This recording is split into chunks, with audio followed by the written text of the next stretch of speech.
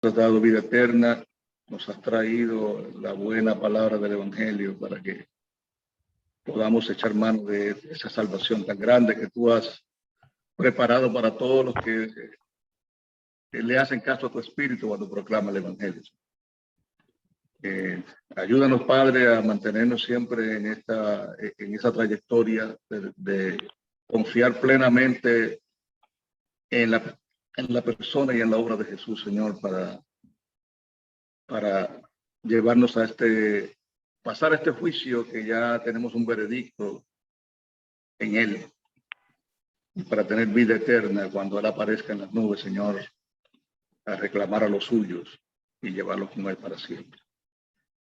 Bendice, Señor, al hermano que va a tener la palabra en la segunda parte. Cuida a todos los hermanos, protégelos en el mensaje del Señor Jesucristo. Y manténnos siempre, como le pedí, Señor, en este mensaje de salvación, porque no hay otro. Te lo pedimos todo en el nombre de tu Hijo Jesús, que está sentado a tu diestra por los siglos y los siglos. Amén. Amén. Dios le bendiga, hermano Nelson. Muchas gracias. Antes de comenzar con el tema de segundo servicio, quiero felicitar a nuestra hermana Laura Mejía. Ella está cumpliendo años el día de hoy, así que está de onomástico. De corazón, hermana, deseándole que Dios sinceramente la bendiga, le dé salud, sabiduría, para que pueda conocer la voluntad de Dios manifestado o revelado en su palabra. ¿Está por ahí, Laurita? ¿Dónde está Laurita? ¿Dónde? No la veo. A ver, queremos ver a la cumpleañera. ¿Dónde está? Aquí estoy. Sí, pero me dice que yo no la veo. A ver, déjeme un ratito. A ver, aquí estoy, pero no le veo el video en la cámara. No me ve, pastor. Ya la vi. ¿Cómo está, hermana Laurita? Sí. Bueno, vamos a cantarle el cumpleaños feliz. ¿Estamos? ¿Ya? Bueno, voy a poner en la pantalla esto del cumpleaños, ¿ya? Voy a poner, en este momento le pongo el cumpleaños a...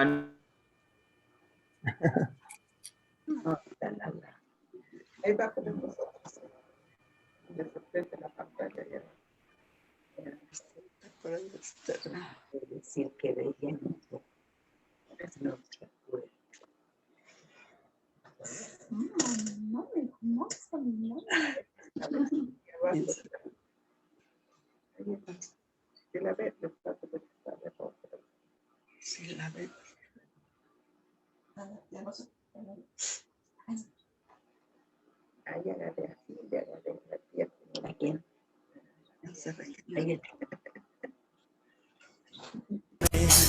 Un feliz cumpleaños Cristo te dará. Todos te deseamos la felicidad y rogamos todos por un día feliz. Que Dios te bendiga ahora y siempre. Amén.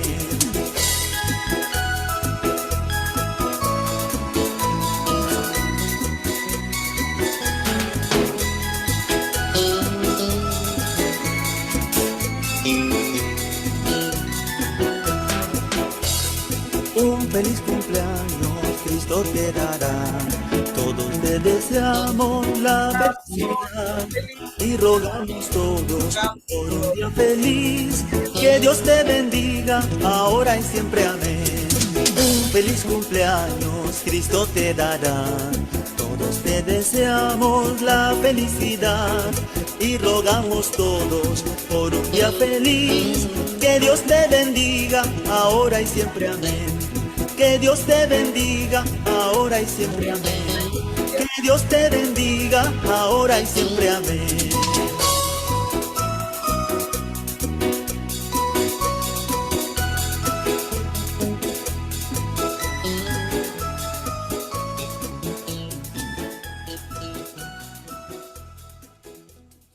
Gracias, hermanos. Que Dios nos bendiga a todos. ¡Que viva la cumpleañera! Un abrazo que... ¡Viva la cumpleañera! ¡Felicidades! cumpleañera. Y Dios la bendiga. Dios la bendiga, hermana Laurita, ¿ya? Gracias, gracias. Muy bien. Vamos a invitar en este momento, tenemos a otra persona que va a cantar, es nuestro hermano Mario Peñalastra. ¿Estás, Mario, por ahí ya? Hola, hermanitos, bendiciones, ¿cómo están? Un gusto. Desde la ciudad de Cuba. Mario, ¿cómo estás? Oh, desde Cuba. No, yo soy de acá de Ecuador. Ah, ya. Vamos, Mario. Señor les bendiga, hermanos. Yo le compartí ahí al pastor un video que hice de un tema musical que escribí hace más de 10 años. Y pues quisiera compartir este hermoso video con ustedes para la gloria y honra de nuestro Señor. Amén. Amén. Ahí está Mario Peñalastra. El tema es Jesús, mi razón de vivir.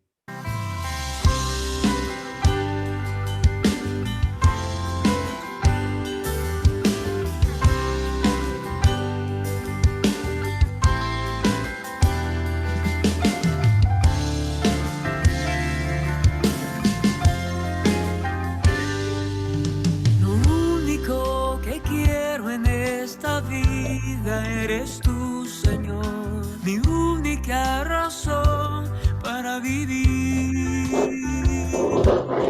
En nadie más yo hallo esta paz que hoy vive en mí.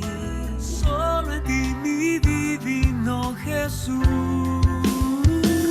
Siempre has sido tú la razón de mi vida, la luz que me acompaña día a día. Siempre has sido tú, secándome las lágrimas, derramando en mi vida tu alegría.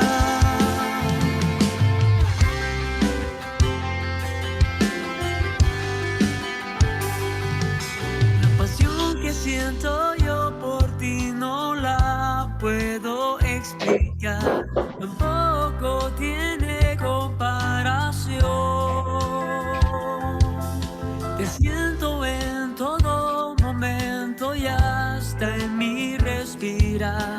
Por siempre junto a ti yo quiero estar. Siempre has sido tú la razón de mi vida, la luz que me acompaña día a día. Siempre has sido tú, secándome las lágrimas, derramando en mi vida tu alegría.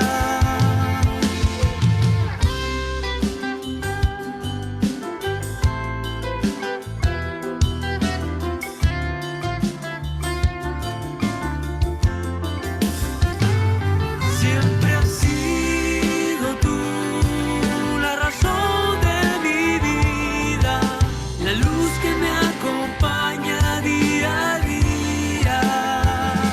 Siempre has sido tú, secándome las lágrimas, derramando en mi vida tu alegría. Siempre has sido tú la razón de mi vida, la luz que me acompaña día a día. Siempre has sido tú, secándome las lágrimas, derramando en mi vida que me acompaña día. Te agradecemos, Mario, por esa bonita canción donde hablas de Jesús como la razón de nuestra vida. Creo lo mismo. Un abrazo y que sigas en ese ministerio de la alabanza, del canto, ¿no? Siempre te he visto que te enfocas en eso y creo que ese es el don que Dios te ha otorgado. Bien, hermanos, esta mañana, ¿de qué voy a hablar?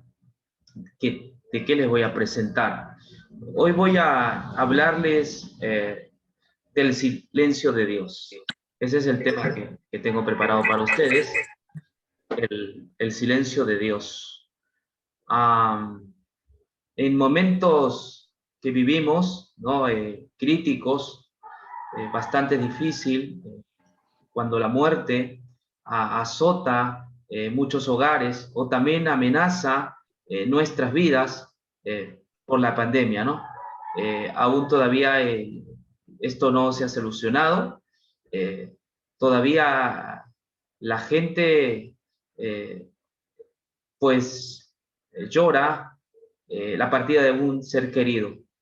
Y los que quedan vivos también quedan traumatizados por la culpabilidad, ¿no? Yo le contagié, le traje el virus a mi papá, a mi mamá, a mi abuela, y yo me he encontrado con casos así, muy duros, ¿no? Donde hay toda una culpabilidad. Si yo no hubiese salido a la calle, mi abuela no se hubiese muerto.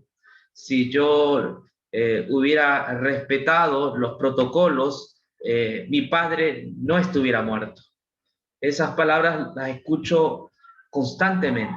Por eso voy a preparar más adelante un webinar donde voy a hablar sobre el duelo, el duelo y el COVID, ¿no? Cómo afrontar el duelo en momentos de pandemia, así se va a llamar el tema. Lo voy a abordar desde un punto netamente psicológico, aunque también haré algunos resúmenes bíblicos. Y hoy quiero hablarles del silencio de Dios, ¿no? Esto es lo que más molesta a las personas, al punto de creer que Dios no los escucha, al punto de creer que Dios los ha abandonado, y hace pensar en la persona que experimenta esto, todo también una crisis de culpabilidad. Quizás Dios no me hizo caso porque soy pecador. Quizás en algo estoy fallando, por eso Dios no me hace caso. Hay gente que se acerca y me dice, le he rogado, le he suplicado, me he hincado ante Dios, pero pastor, él no contesta. Él no contesta mis oraciones. Le voy a pedir a usted que ore por mí, quizás a usted sí le conteste. Sucede que lloro por esta persona y tampoco me contesta a mí. Así que el tema desde el silencio de Dios es un tema que preocupa a muchos cristianos. Estamos hablando de la parte de la oración, de la parte práctica, ¿no? Yo he manejado muchos conceptos e ideas, pero en la parte práctica, ¿cómo estamos manejando este asunto? ¿No? Nos deprimimos cuando pensamos que Dios no nos contesta. ¿Por qué en ciertas ocasiones no fluye Dios? ¿Por qué en ciertas ocasiones Dios está quieto? Dios está en silencio. ¿Por qué en ciertas ocasiones, o quizás en muchas, Dios no nos habla, no nos contesta? ¿No? Son cuestiones que afligen y parten el corazón de aquellos que son sus adoradores, de aquellos que le invocan su nombre. Así que este tema es válido, no es una ocurrencia mía o locura, no, es un tema válido en la vida práctica. ¿Por qué Dios no me escuchas? Me decía no hace mucho una hermana, le he orado tanto a Dios para que mi hijo salga de la cárcel y no sale, y han pasado tantos años y no sale. Yo he visto también casos de personas que han estado enfermas con el COVID y todo el mundo ha hecho la oración, todo el mundo ha orado en varios países por esta persona. Sin embargo, resulta que por más oración que se haya hecho, por más comunicación entre las personas para orar, finalmente lo que sucede es que murió. Y esto desmotiva, trae desconsuelo. A algunos cierta culpabilidad, otros cierto enojo, resentimiento con Dios. Yo creo que es natural porque somos humanos. Si no fuéramos humanos, no nos resentimos, no sentimos afectos, emociones. Es parte de la humanidad. Solo un robot no puede sentir esto, pero los humanos lloramos, los humanos gritamos, los humanos hablamos de política, de lo que sea, porque somos humanos, somos seres racional, cognitivamente racional, ¿no? No estoy comparado ni siquiera con un animal. Los animales pueden tener cierta forma de comunicación, pero solo el ser humano es racional, tiene sentimientos, tiene emociones. Entonces, eso afecta, justamente el silencio de Dios afecta a nuestras emociones. Por eso que se justifica el tema es de vital importancia, el poder responder, ¿por qué callas, oh Dios, cuando te necesitamos? ¿Por qué callas, oh Dios, cuando estamos entre la vida y la muerte? Hay gente que también le pide un trabajo y Dios, por más que ore, no se lo concede. Hay un aparente silencio. Dios no hace nada y queremos escuchar a Dios. Queremos escuchar a Dios. Yo te voy a hablar del silencio desde el punto de vista del lenguaje. Sí, porque se cree que el silencio no es el lenguaje. Así como los seres humanos necesitamos comunicarnos, y de hecho el ser humano es social, ¿no? Se comunica, ¿no? Porque si no nos comunicamos, dejaríamos de ser seres humanos, ¿no? Lo que nos hace ser un ser humano es ese diálogo, esa interacción, interactuar, el comunicarnos, ¿me comprende? Eso es bueno, es parte del ser humano el lenguaje, y el ser humano aprende desde bebé, ¿no? Que el lenguaje es parte de la vida, ¿no? Y es importante el lenguaje para poder relacionarnos entre nosotros. Imagínense si hablamos diferentes lenguajes, tampoco nos podríamos entender, ¿no? Pero el ser humano por naturaleza se comunica, ¿no? Y usa el lenguaje verbal, el lenguaje que consiste en palabras. Sí, es trascendental, ¿no? Por eso que hay una materia que llevan los muchachos, ¿no? Que es lengua, ¿no? Donde nos enseñan todas estas cosas. Entonces, el lenguaje es fundamental y es importante para nuestras relaciones, inclusive para poder avanzar como personas. Es importante que tengamos una forma de comunicar, y estas son a través de las palabras, ¿no? Y siempre estamos comunicándonos con nuestros hijos, con nuestra familia, con nuestro pastor, con nuestro vecino, a través del lenguaje, ¿no? Pero ¿qué pasaría si estás con una persona dialogando vehementemente, enchufado en la conversación, y esta persona de pronto se queda en silencio? ¿No? ¿Qué ocurriría? ¿Se habría terminado la comunicación, el lenguaje, porque una de estas no se comunica?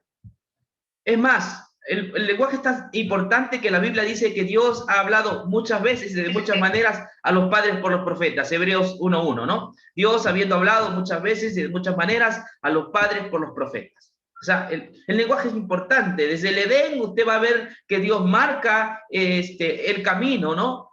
Cuando Adán y Eva habían pecado, Dios se comunica con él y le pregunta, ¿dónde estás tú? Siempre vemos en la palabra que Dios se va revelando, Dios se va comunicando, ¿sí? Es el lenguaje.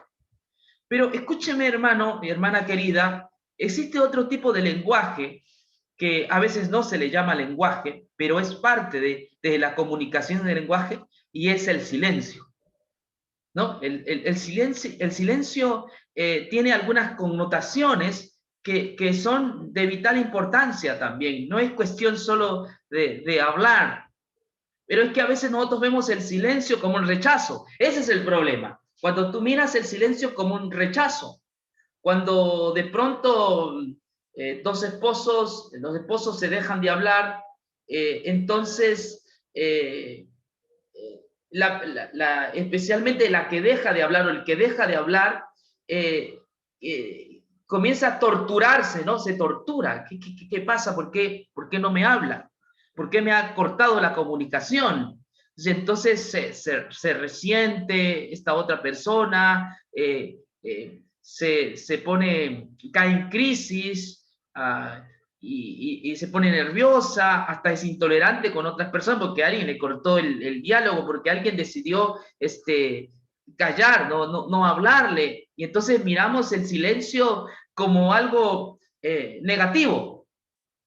¿Me entiende? Y entonces, desde la perspectiva teológica, también cuando Dios hace silencio, nosotros pensamos que nos está rechazando, pensamos que nos está menospreciando, pensamos que no le importamos a Dios. Querido hermano y hermana, no es así. El silencio también es una forma de comunicarse. Hay un lado negativo, sí, cuando en las parejas, una de ellas decide no hablarte, no conversar ni más. Sí, hay un lado negativo, pero ¿será el silencio de Dios? ¿Será ese tipo de lenguaje que quiere transmitirnos el rechazo que tiene por nosotros? El lenguaje, el silencio también es una forma de comunicarse. Uno en silencio dice más que con las palabras. A veces es bueno callarse. Y los proverbios están llenos donde dice estos refranes, ¿no? El sabio calla. El que mucho habla, tropieza. El silencio, querido hermano, es bueno y es positivo. A mí me sucede muchas veces, y lo hago casi adrede, cuando estoy en un sermón, de pronto acorto el sermón. No digo más. ¿Por qué? Porque creo que necesita la persona reflexionar en cuanto a lo que le estoy diciendo, ¿no? Ustedes habrán visto que a veces predico 45, una hora, otra vez es 15, 20, porque creo que he dicho y ahora la gente tiene que reflexionar. A veces no se trata de hablar demasiado, a veces se trata de entender que una forma de comunicarse con alguien es a través del silencio. Jesús en muchos episodios que les voy a demostrar actuó de esa manera, ¿no? Más que palabras, él cayó. Por eso mi tema es el silencio de Dios. Porque el silencio le va a permitir a la otra persona reflexionar, le va a permitir a la otra persona meditar sobre lo que ha escuchado. Así es que ¿para qué seguir hablando? Es momento que la otra persona reflexione, ¿no? Entonces, en ese sentido, el silencio es terapéutico. El silencio hace bien. Pero estamos acostumbrados al lenguaje verbal, ¿no? A las palabras. Y nos enoja o nos impacienta cuando no fluyen las palabras, cuando no nos habla. Yo le entiendo, hermano. Yo tuve uno de mis hijos que tuvo problemas de lenguaje, Jaciel. Y yo sufría mucho en esos tiempos, cuando era bebé, porque él no podía hablar, ¿no? O sea, ya debería decir, articular palabras, realizar frases, oraciones, y no podía. Entonces dije, ¿qué le está pasando a mi hijo, no? Entonces me nació una gran preocupación. De pronto tiene una cuestión en el cerebro, mental, ¿qué puede estar pasando? Llegué a pensar que de pronto sea un problema en la lengua, así que le revisaba la lengua por todo lado, y no, está bien. Le hice hasta un test psicológico para ver si tuviese algún tipo de patología que le esté afectando, ¿no? En su parte sensorial. Así que fue un momento muy doloroso para mí, porque lo veía crecer, pero no podía él expresar palabras. El trauma que llevaba es cuando ya tenía que entrar a la escuela, y yo dije que va a ser peor, porque sus compañeros no se van a burlar de él, porque él no no puede hablar, no puede articular palabras. Así que es duro para nosotros el silencio, queremos más que las palabras, y las palabras son lindas, sí. La Biblia dice que por la palabra de Dios fueron hechos los cielos y la tierra, y yo creo en el poder de la palabra, pero la palabra también es silencio. Uno puede expresar cosas en el silencio. Gracias a Dios mi hijo pudo hablar, se le llevó a terapias de lenguaje. Algo que me di cuenta es que aunque él no podía hablar, cuando le hice el test, él se daba cuenta de las cosas, podía conocer, le decía, tráeme el vaso, y me traía un vaso. Le decía, tráeme la pelota, y me traía la pelota. Prende el televisor, y prendía el televisor. Barre la casa, y barría la casa. Entonces, eso me dio esperanza de saber que aunque el niño no podía comunicarse, él entendía las cosas. ¿Sí? Él entendía las cosas. Pero nos frustra cuando no nos habla. Mucho más cuando Dios no nos habla. Hermano, pero hoy vas a ver un tema un poco diferente. El lenguaje, el silencio es positivo. El silencio no significa que Dios esté ausente. No vaya a pensar eso. El silencio de Dios no significa que Él esté ausente. Más bien está presente. No está ausente, está presente. Porque el lenguaje es terapéutico. El lenguaje, el silencio, perdón, nos ayuda a entender que aunque no vemos a Dios, aunque aparentemente Dios no nos escucha, mi propuesta es que Él está presente, está allí. Él no se ha ido, Él está allí. Voy a presentar un texto que usted conoce sobre el silencio de Dios. Hay muchos textos, pero por el tiempo voy a manejar un par de textos nada más, ¿ya? El silencio de Dios es el pasaje que voy a mostrarles aquí en la diapositiva. Déjame un ratito. El silencio de Dios.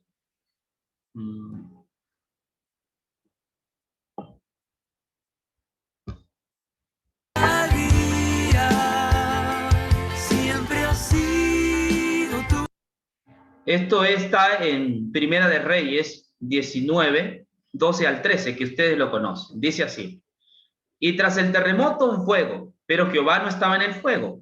Y tras el fuego un silbo apacible y delicado. Y cuando lo oyó Elías, cubrió su rostro con su manto, y salió y se puso a la puerta de la cueva. Y aquí que vino a él una voz diciendo: ¿qué haces aquí, Elías? El texto nos está mencionando de que se quería escuchar las palabras de Dios. Dice que a través del hubo un terremoto y nada, ¿no? Que tras el terremoto fuego, pero Jehová no estaba en el fuego. Tras el fuego un silbido apacible y delicado. En el idioma hebreo, esta palabra, silbido apacible, no es otra cosa que silencio. Hermanos, en la Biblia hay muchas ocasiones en las cuales Dios hace silencio. Y cuando Dios hace silencio es porque viene algo mejor. Cuando Dios hace silencio es porque Él está allí. Como tú no tienes imaginación, Él está a tu lado. Hay una historia que nosotros los teólogos conocemos como la historia intertestamentaria, ¿no? Es el periodo entre profeta Malaquías y el periodo de Jesús. Fueron como 400 años donde no había profecía, 400 años donde Dios no levantó profetas, 400 años donde no se escribió nada, 400 años donde se pensó que Dios había abandonado a su pueblo, 400 años de oscuridad, se le llama en teología los 400 años de silencio de Dios. Dios no se comunicaba. Pero Dios estaba allí, Dios estaba en esos 400 años, Dios estaba guiando la historia de su pueblo. No es que Dios no estaba, Dios estaba presente. Fueron 400 años donde había un aparente silencio. Sin embargo, fueron los momentos donde el pueblo se acercó más a Dios. Fueron los momentos donde el pueblo se preocupó por las cuestiones espirituales. Fue el momento de los aires, ¿no? De poder recibir o de poder comprender la palabra, ¿no? Fueron momentos, Jesús no nació en un momento en el vacío. Jesús nace en un momento cuando la esperanza mesiánica estaba viva. Sí, era lo más esperado. Aunque hubieron 400 años de silencio de Dios, y donde aparentemente él ya no había profeta, no había contacto, no había comunicación, tampoco ya habían reyes. Así que fueron momentos aparentemente difíciles, los años oscuros de Israel, ¿no? Donde Dios decidió no hablar, Dios decidió estar en silencio. Pero también fueron años fructíferos porque la gente hizo reformas en su vida, porque la gente comenzó a leer más que nunca la Torá, a interesarse por las cuestiones de Dios, donde todo el mundo tenía esa fiebre mesiánica de buscar, de leer las escrituras, para en las escrituras buscar al Mesías, al Salvador. Es interesante. Fue necesario ese silencio para que aparezca algo que es trascendente. Cuando Dios hace silencio es porque viene algo bueno. Cuando Dios hace silencio es porque viene algo mejor. No olvides de eso. No es que Dios esté ausente. Quizás no conteste sus oraciones, hermano, hermana, pero Él está presente. Él está allí. Voy a hablar rápidamente del silencio de Dios en la cruz, porque yo no puedo hablar sin marcar esta parte trascendental o subrayar esta parte trascendental en la Biblia, el silencio de Dios en la cruz. Ahí están las palabras de Jesús en la cruz. Deberíamos tomarle interés a este silencio. Y voy a citar Mateo, ahí está la historia, en Mateo 27, 45. Vamos a ver el silencio de Dios en la cruz. Desde la hora sexta al mediodía hubo tinieblas sobre toda la tierra, hasta la hora novena. Cerca de la hora novena, Jesús exclamó a gran voz, Elí, Elí, lama sabactini. Esto es, Dios mío, ¿por qué me has desamparado? ¿Por qué me has abandonado? Algunos de los que estaban allí decían, a Elías llama. Al instante uno de ellos corrió, tomó una esponja, lo empapó en vinagre y poniéndola en una caña le dio a beber. Pero otros decían, veamos si viene Elías a librarlo. Entonces Jesús, habiendo otra vez exclamado a gran voz, exhaló el espíritu. En eso el velo del templo se rasgó en dos, hasta arriba hacia abajo, la tierra tembló, las rocas se partieron, se abrieron los sepulcros de muchos santos que habían muerto y volvieron a la vida. Después Jesús resucitó y salidos de los sepulcros fueron a la ciudad santa y aparecieron a muchos. La primera parte, Jesús está colgado en la cruz. Es injusto la muerte de Jesús, y él allí en medio de su agonía, en medio de su dolor, de su angustia, de la angustia de su alma, él dice estas palabras que a lo largo de la historia los seres humanos lo han repetido. Dios mío, ¿por qué me has abandonado? ¿Por qué no te has acordado de mí? ¿Dónde estás tú cuando yo sufro? ¿Dónde estás tú cuando yo padezco? ¿Dónde estás tú cuando mis enemigos me han acorralado y se burlan de mí? Si usted ve el contexto del pasaje que estoy leyendo, eso estaba pasando. Sus enemigos de Jesús se burlaban y le escarnecían, le escupían. A otros salvó y a sí mismo no se puede salvar. ¿Dónde está tu Dios? Te encomendabas a él, líbrele. ¿Dónde está tu Dios? ¿Dónde está tu Dios? Mira cómo estás, eres un espectáculo, eres lo peor. Así se burlaban los enemigos, lo habían crucificado, le habían puesto una corona de espinas, toda una situación dramática para Jesús. En medio de eso, él exclama estas palabras, Padre, oh Dios mío, ¿por qué me has abandonado? La pregunta de esta mañana, ¿era que Dios estaba ausente? ¿Eso quiso decir Jesús? ¿Que Dios estaba ausente? ¿Que Dios lo había abandonado? Porque algunos teólogos piensan que Dios abandonó a Jesús en la cruz y señalan como esto los aspectos celestiales, ¿no? Donde hubo temblor, donde hubo oscuridad, lo relacionan con Satanás y cosas para sí, donde Jesús prácticamente estuvo solo. ¿Será eso que transmite el mensaje de la cruz? Bueno, este pasaje es sacado del Salmo 22, y vamos rápidamente al Salmo 22 para ver el abandono de Jesús. Sí, abandonó el Padre, el Espíritu, a Jesús. El texto de Salmo 22, le voy a dar una lectura somera a algunos pasajes de ahí. Dios mío, ¿por qué me has desamparado? ¿Por qué estás lejos de mi salvación y de mi clamor? Dios mío, clamo de día y no respondes, de noche y no hay para mí descanso. Pero tú eres santo, tú que habitas entre la alabanza de Israel. En ti esperaron nuestros padres, esperaron y tú los libraste. Clamaron a ti y fueron librados. Confiaron en ti y no quedaron confundidos. Pero yo soy gusano y no hombre, oprobio de los hombres, despreciado por el pueblo. Los que me ven se burlan de mí, estiran los labios, menean la cabeza y dicen: se encomendó al Señor, líbrele él, sálvele, ya que en él se complacía.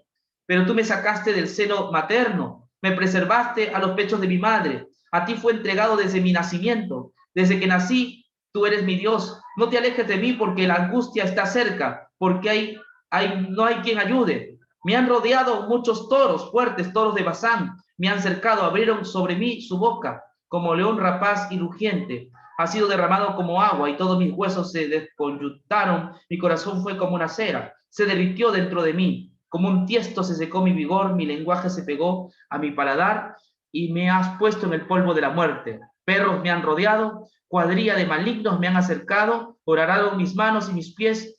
Puedo contar todos mis huesos, mientras que me miran y observan. Partieron mis vestidos entre sí, y sobre mí túnica echaron suerte. Pero tú, Señor, no te alejes, fortaleza mía, apresúrate en mi ayuda.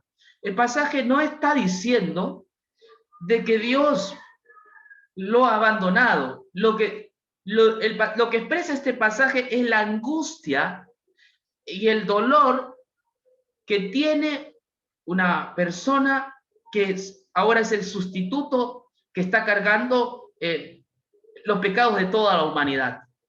Es además el escarnio que sus enemigos hacen sobre él. Es una oración, es una expresión, es un diálogo. Él está dialogando, él está conversando, le está explicando su situación en la cual él está pasando. Lo cual no quiere decir que Dios no haya estado con él o lo haya dejado. No, simplemente es la expresión ante la injusticia, ante lo ofensivo que es el pecado. Pero ¿estaba Dios en la cruz? Sí.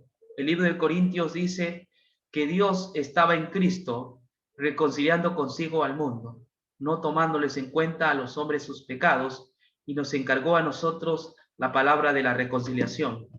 En la cruz, ese silencio de Dios, donde Dios no dijo palabras, donde Dios no expresó, pero Dios estaba allí mismo, al lado de Jesús, efectuando la salvación por ti y para mí. No estaba Dios ausente. Dios en la cruz estaba presente. Por eso Corintios dice que Dios estaba en Cristo, reconciliando consigo al mundo, no tomándoles en cuenta a los hombres sus pecados.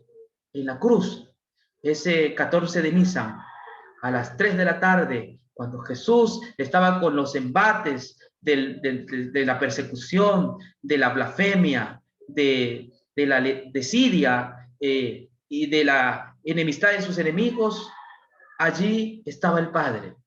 Estaba el Padre, por eso él confiaba. Por eso esta es una oración, por eso él confiaba. Dios estaba allí. ¿Acaso no decía el texto: de tal manera amó Dios al mundo, que dio a su Hijo unigénito, para que todo aquel que en él crea no se pierda, mas tenga vida eterna? Sí, Dios y Jesús estaban juntos en la cruz.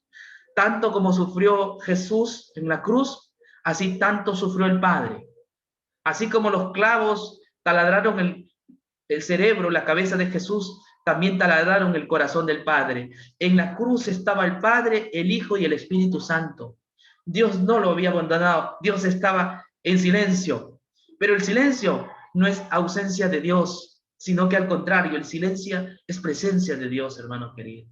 Quiero decirte esta mañana, aunque tú le has orado a Dios, es tu oración y está bien, Son expresiones, tenemos emociones y sentimientos, pero quiero decirte, Dios en el cual tú confías está allí. Él no te ha abandonado. Su silencio no es ausencia, su silencio más bien es presencia. Él está allí cumpliendo sus propósitos y su voluntad. Quizás no lo puedas ver, porque Él sabe qué es lo mejor para cada uno de nosotros. La cruz nos demuestra que Dios también está día a día a tu lado, en Cristo Jesús por medio de su Espíritu Santo. La cruz demuestra que Dios tiene el mejor interés por nosotros. La cruz demuestra que Dios está a favor de la humanidad, que Dios no es un juez tirano y que Jesús es el bueno, ¿no? Porque así a veces se le presenta, ¿no? Hay una oración donde se dice que Jesús está arriba rogando ante el Padre por los pecadores. Padre, te suplico, que perdones a William, Padre, te suplico, como si el Padre fuera un tirano y cruel. No, la cruz demuestra que el Padre también está interesado en nuestra salvación. No es que Jesús fue crucificado para que el Padre ame a Jesús por su sacrificio. No, el Padre ama a Jesús desde la eternidad. Lo mismo también. El Padre nos ama a nosotros desde la eternidad, por eso mandó a Jesús. El Padre no te ama porque te arrepientes. El Padre no te ama porque has reformado tu vida. El Padre te ama porque eres un hijo que es parte de su creación. Él no deja de amarte. Por lo tanto, cuando hablamos del Evangelio, es una obra cristocéntrica, pero también es una obra teológica. ¿Por qué? Porque es Dios el que dio a su Hijo, y en la cruz del Calvario estaba sufriendo la divinidad, estaba sufriendo la divinidad, toda la divinidad, el Padre y el Hijo y el Espíritu Santo estaban acompañando a Jesús en la cruz. Aunque no decía palabras, pero estaban allí. Esas tinieblas que usted ve allí, Dios también se manifiesta en medio de las tinieblas. Por supuesto que sí. Ese terremoto y todo eso es una manifestación que Dios estaba allí. Pero tal como decía ese sonido apacible, Dios estaba acompañando a su Hijo en el silencio. Así como Jesús sufría y decía, ¿por qué me has abandonado? Allí estaba el Padre en el silencio, acompañando a su Hijo hasta la muerte. No solamente lo acompañó hasta la muerte, sino lo acompañó hasta la resurrección, cuando la Biblia dice que fue levantado de la muerte por el Espíritu de Dios, fue levantado de la cruz. El texto de Salmo 22 dice que desde el nacimiento estuviste conmigo. Así que, hermano querido, esta mañana quiero transmitirte un mensaje de esperanza. El Señor está presente cuando Él está en silencio. Nunca te olvides de eso. ¿Sí? Quizás no conozcas los propósitos de Dios, pero Él está allí. Él está allí. Él no te ha dejado. Pero, pastor, murió mi familiar. Sí, Él también está allí, porque murió Jesús también. Pero ese familiar tuyo resucitará en el día postrero, en el último día. Así que Dios está acompañándote allí. Si has perdido un familiar, un amigo, un vecino, y esto está desgarrando tu corazón, que este mensaje te pueda ayudar a saber de que Dios está contigo. Estará contigo todos los días de tu vida. Eso fue su promesa. Sí, estaré todos los días hasta el fin del mundo. Él nos va a acompañar. Él no nos ha abandonado, aun cuando estemos con dolor. Un abrazo, hermano querido, y que Dios te bendiga. Amén.